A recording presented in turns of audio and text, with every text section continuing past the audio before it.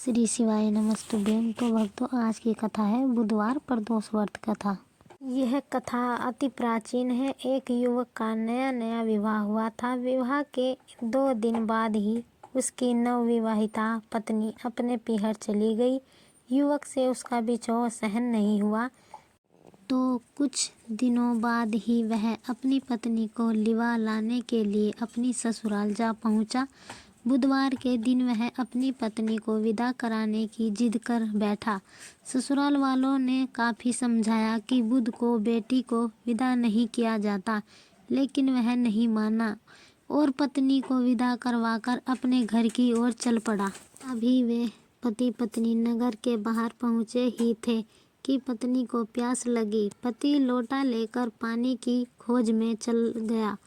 पत्नी एक पेड़ के नीचे बैठकर पति के आने की प्रतीक्षा करने लगी। जब पति पानी लेकर लौटा तो उसे यह देखकर घोर आश्चर्य हुआ कि उसकी पत्नी के पास उसी का हमशक्ल युवक बैठा था और दोनों हंस हंस कर बातें कर रहे थे।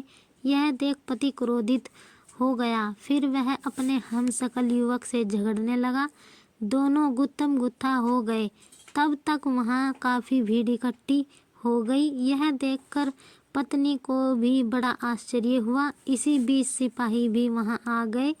उन्होंने उस स्त्री से पूछा कि बताओ, इन हमशक्लों में से तुम्हारा पति कौन सा है? यह सुनकर वह स्त्री असमंजस में पड़ गई।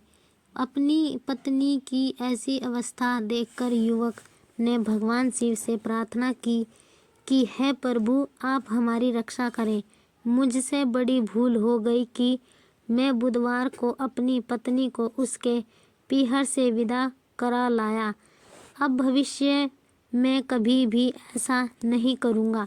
युवक द्वारा ऐसी प्रार्थना करते ही दूसरा हमशक्ल युवक अंतर्ध्यान हो गया और वे पति पत्नी सकुशल घर पहुँच गए।